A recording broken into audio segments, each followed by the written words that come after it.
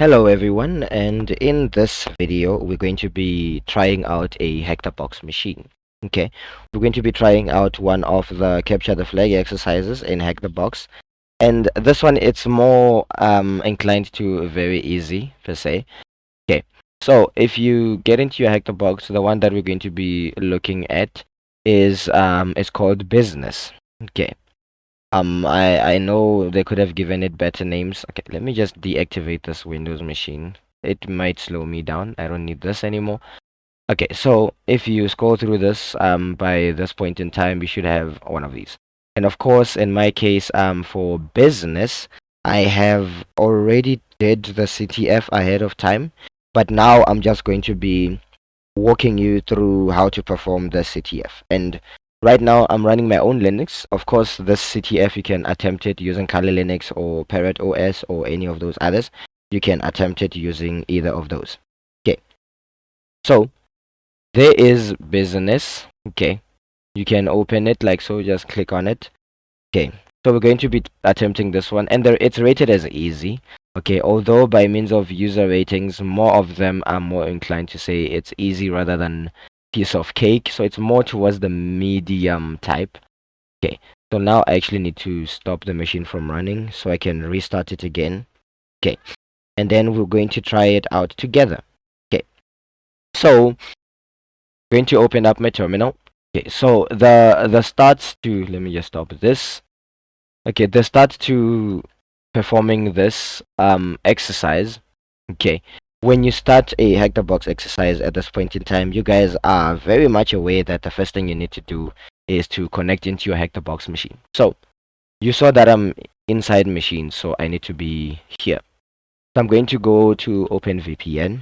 Okay, and then I am going to download this VPN file.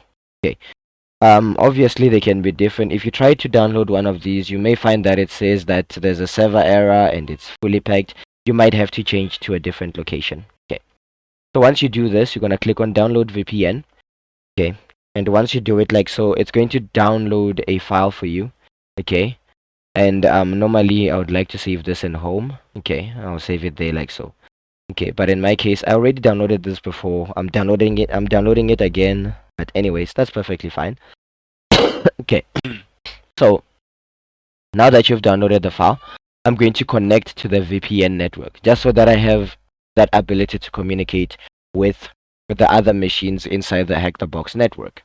Okay, because this machine, I do not have the ability to communicate with it directly. I have to connect to the network of the Hectorbox community.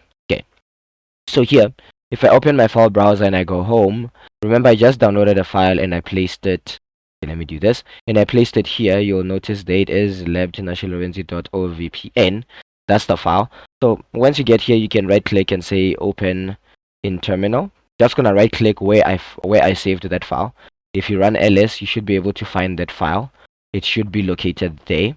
Okay, in my case, yes, it's there. There is the file, like so.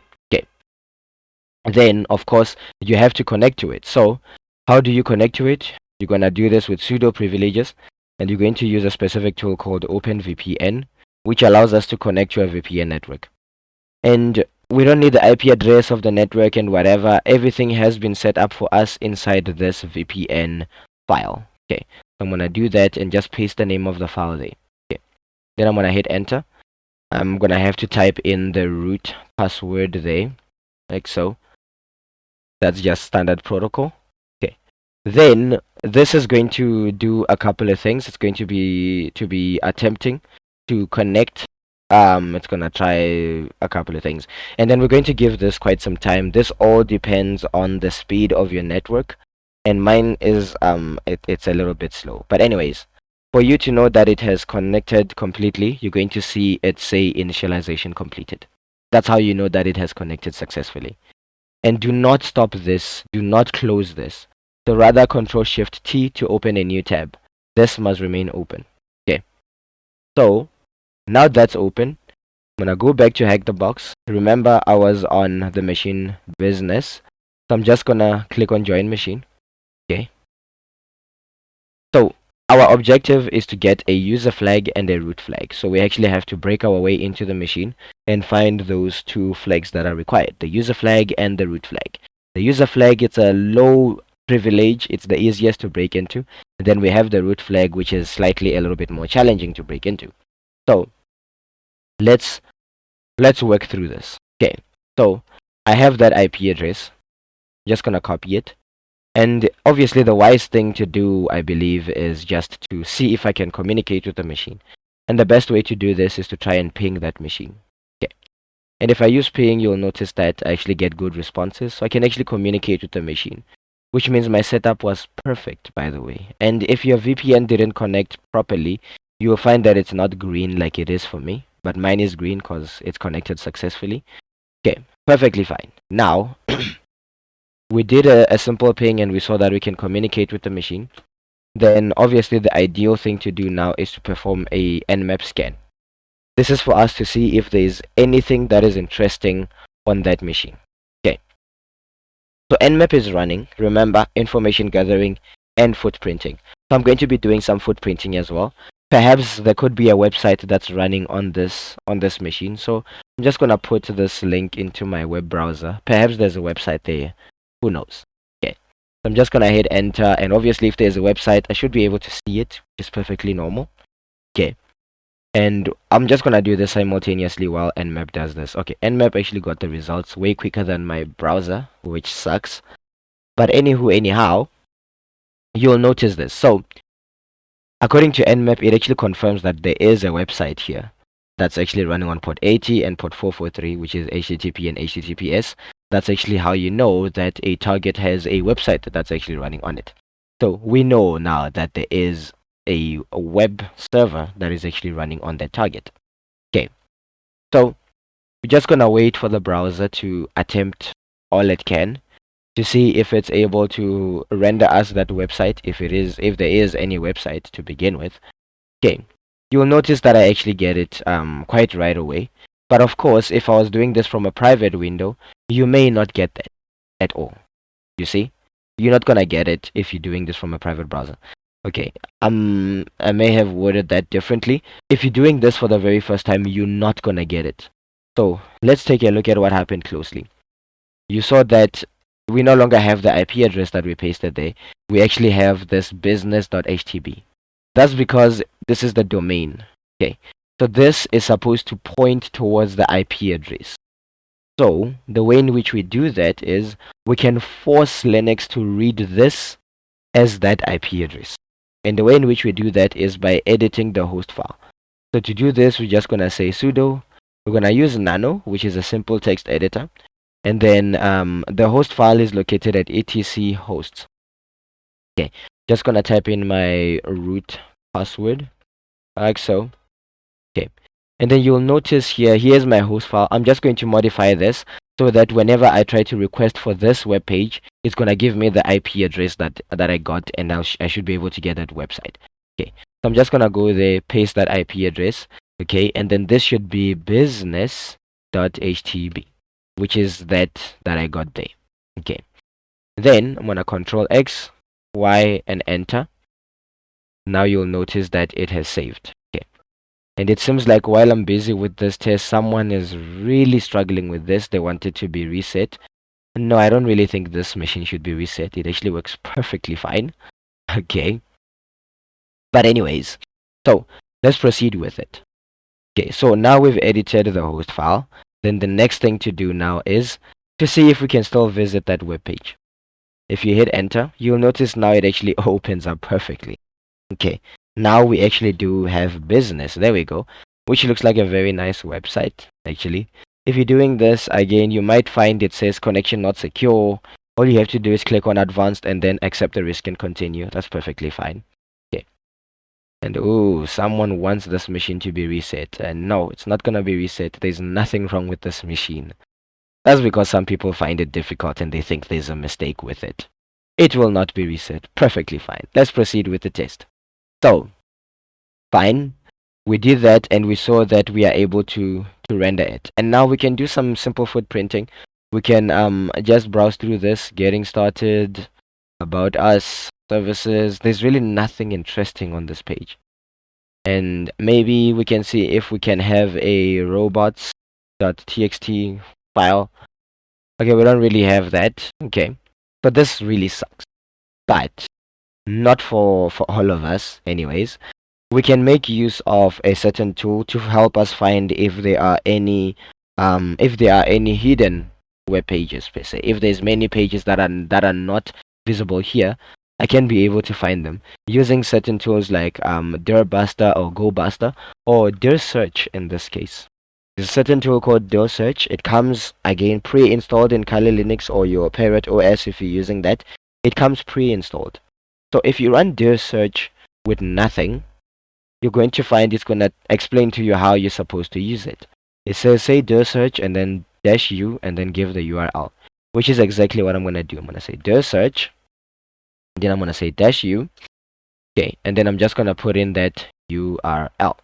Just going to paste it there, and then hit enter. And then this dirsearch is going to take quite a while. Okay, it's going to take a slightly long time. Okay, but it seems to be doing this a little bit faster, but this will depend on the speed of your machine. Okay, so it will be quite different for all of us anyways. So you can try this. It will keep going. You're going to get reports. In my case, I've done this before. For the sake of time, I'm just gonna show you what the result was. Notice it actually saves everything. Okay, there you see we're actually getting some web pages. Okay, we want the web pages that are highlighted in white and blue. Those are the interesting ones. Okay. And there it'll keep trying out all these different kinds up until it finds some pages that are not easy to find, like this one. This is an accounting page apparently. So if I copy that link and I try to see if I can connect to it, I can do that and see if there's any web page there, and it says accounting manager apparently.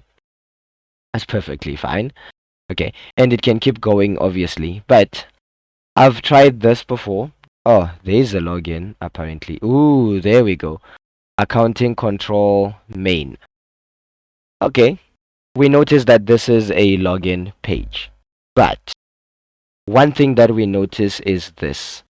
We find that it said powered by Apache of Biz. We don't have to go around.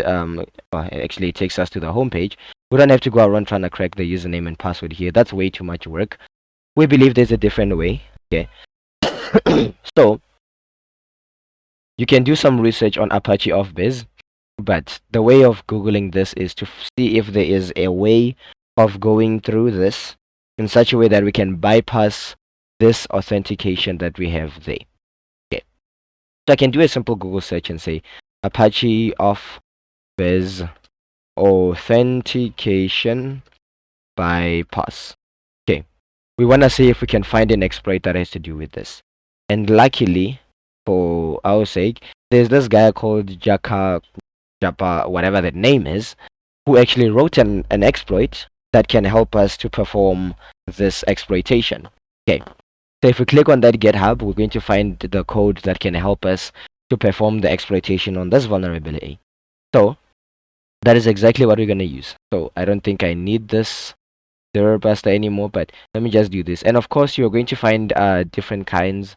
Okay, if you see there is the examples, there's control main, and this is actually where we ended up, by the way. We ended up on control main. But anyways, here's a guy. He wrote an exploit that that can take advantage of that Apache of Biz vulnerability.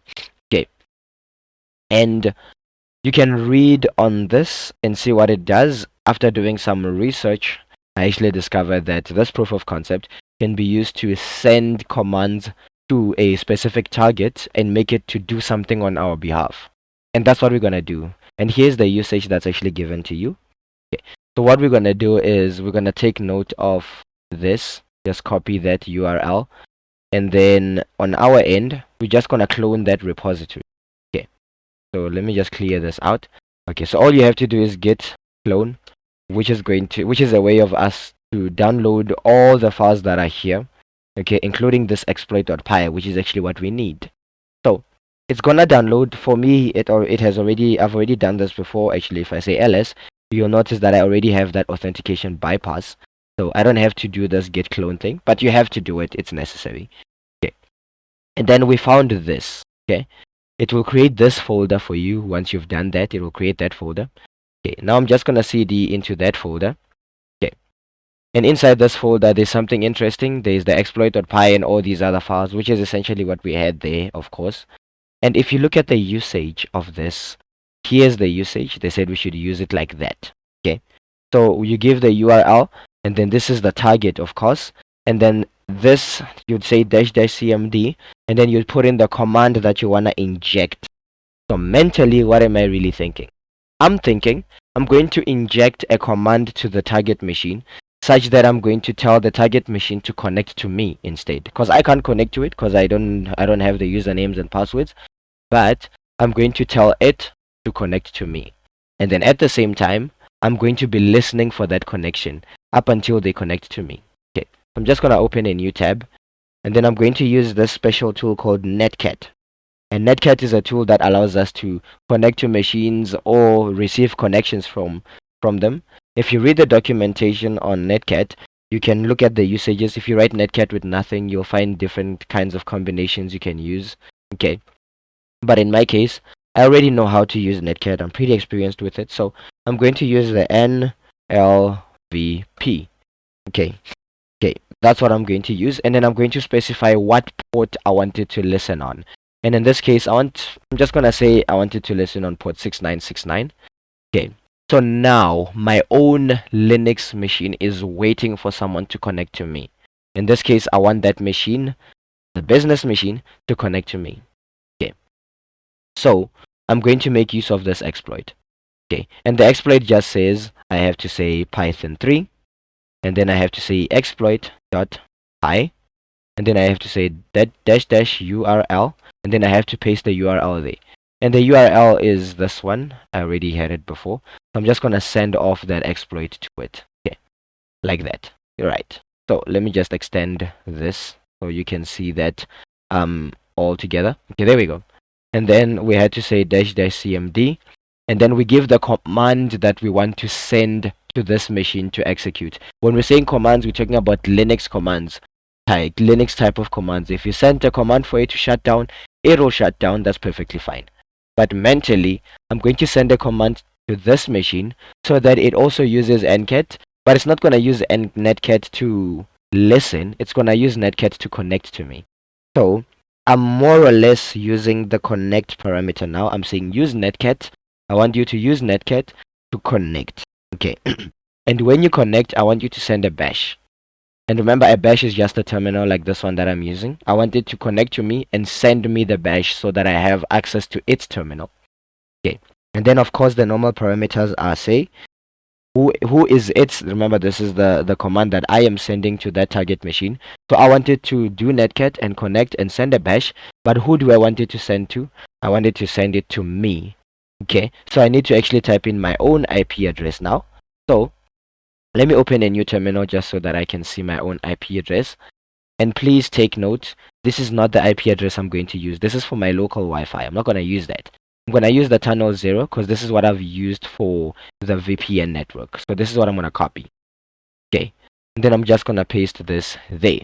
Okay. That's what I want it to connect to that person. And that person technically is me. Okay. And which port do I want it to connect it to? I want it to connect to port 6969, which is essentially what I set up for Netcat right there. Okay, and then I'm going to close the quotation because I actually opened it before, okay, during that Netcat there. Okay, and then if I hit enter, it's going to generate the payload and start to send this, and then it's going to execute there, and it's going to try to connect to me. If you look at Netcat, it says connection received. This looks wonderful. Okay, if you check, I can do simple things like who am I? Now I'm actually using Linux stuff because I got a bash. Okay, and it says I'm off base. Obviously this isn't root, it's just a normal user, but this is the beginning of great things anyways. So I'm going to cd to go home to the home directory because that is where the flag is located. Remember, the objective of Hectorbox is to find the user flag and the root flag. Okay, so If I go to the home directory, let's just say pwd to double check where we are. Yes, we are home of offbiz. That's perfectly fine. If we use ls to double check what is found inside that folder, you'll find user.txt. And if we cat what's inside user.txt and we hit enter, we get the user flag. And all I have to do is copy this and I'll submit it there. Now, because I already submitted it, you'll find it says submit a rating because I already did this before. Okay, perfectly fine. And now we need to become root. That is the only way for us to find that root flag. And becoming root is a little bit different because we have to perform privilege escalation. Okay, and privilege escalation is a little bit different. It's a little bit difficult. However, to do this, what I'm going to do is turn this thing into a proper bash terminal because this doesn't look good. But anyways, what I realize now is when it comes to Linux, all Linux machines, majority of them, they actually have Python that comes pre-installed with them. So I'm going to use Python to give me the bin bash, the bash that looks like this. Because I want something like this, not this empty thing where I have no idea where I am and all that. I'm just going to stabilize the shell like that. So if you use Python, I'm going to say Python 3. And according to Python, you can actually execute a single command, by the way, by using the -c parameter. After doing some research, it's quite interesting. And because I understand Python code, this part I'm going to show you. So I'm going to say import pty, which is a package that allows us to execute applications all the way from Python. Okay, so I'm going to say import Python. That's the end of that line. And then I'm going to use that pty and spawn a certain command. So I'm now executing a bash type of command. And the command that I want to execute is give me bin bash. Okay, so I get something that looks like this. Okay, just gonna give me bin bash. Okay, let me close that with a single quote. If I hit enter, you'll notice now I have a proper bash that I've been looking for. This part you don't really have to do, but it kind of makes things easier for me. Okay, so after doing this, you can do some research, some further research on this whole thing of offbiz and how it looks like and so on and so forth. So in my context and my case, I did some research on offbiz and how it works, and I found out on Linux machines, if you go to the opt folder, okay, and obviously your own username, in this case it's actually offbiz. Okay, after doing some research on Google, I did some Google on how offbiz looks like, and I was specifically looking for a place where the data files are, and I found that they're located at opt offbiz, and within the runtime folder there's going to be a data folder, and inside that folder there's a folder called Derby, and inside Derby there's going to be your username again. In this case is offbiz, and then there is seg0.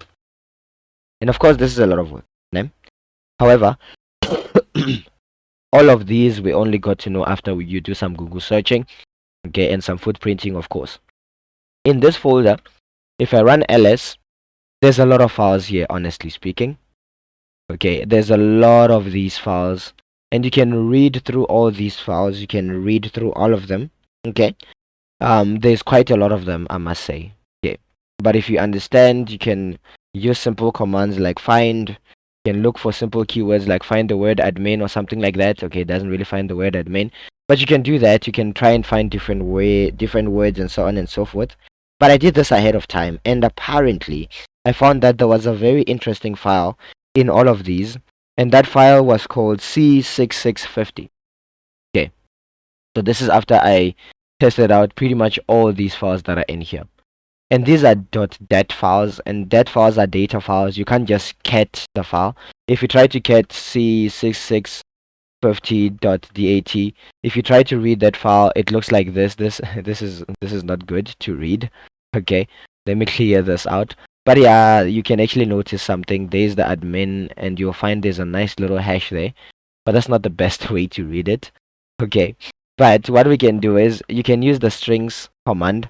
Okay, so I can try strings against C6650.dat file, which will just get rid of all these other characters that don't look nice and just give you the characters that are readable. Okay, you'll find words like system, anonymous, admin, and the string itself. of which this is a salt key, by the way. Okay. And when it comes to this is a salt key. After you can do some research apparently. Okay. If we do some research based on Apache of Biz, and if you look at this key that we found, it's actually an SHA. You notice this is an SHA salt key. Okay. We can do some research on SHA-256 cracker. Okay, we want to find if there's someone who created some wonderful software for us to use to crack the SHA salt keys based upon the Apache off-biz service. Okay. So you can do some research on this, and after I did this research initially, I actually found another GitHub page with someone that actually created a Python code apparently, and this Python code is a code that you can use to crack those salt keys, by the way, and you can crack it using like a dictionary attack. When I saw this, which was quite interesting for me actually. Okay, which is something that we are going to do in this context. We're going to try and perform that kind of attack, and it seems like my internet is playing out on me. Okay, and we can read through this, and we find this one by DarkSec Apache of Biz SHA-1 cracker, which is very nice. Okay, we can make use of this tool. You can do the very same thing. Remember, you can just do a simple git clone and so on. And when you do that, you can do this. There's the usage. You just say the name of the file and then give the hash key. You just say dash dash hash string, and then you'd give you say dash dash word list, and then you'd give your word list. Okay. And then here's an example they gave you. Okay, you try that, say Python 3, da da da da da, and you give your word list. Others, you use different word lists. Remember, you can try using the ones that come with Cain and Abel. You can try using the ones that come with John the Reaper. You can try different kinds of word lists in this case. Okay, but because that will take time, I already have the password to it. Okay, so I'm just gonna give you the password straight away, anyways, because I already have it. Okay, and that password, if you notice, this is actually the password for the admin, and the admin is actually root. And how do I become root in Linux? Others can say sudo su. You can do that. Now they want the password for off-biz. And when I did this cracking, apparently the password for this was monkey business. It was the password to it. Okay. We tried that, and it okay, this is not really the password for that. Apparently there's a different way to it seems like I have to do the netcat again.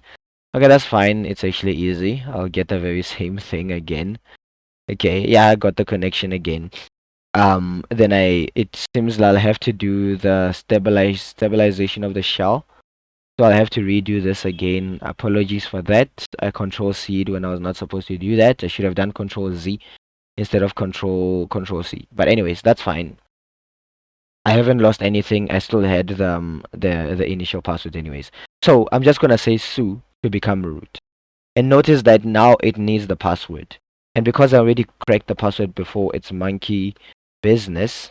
Okay. You'll notice now I have become root.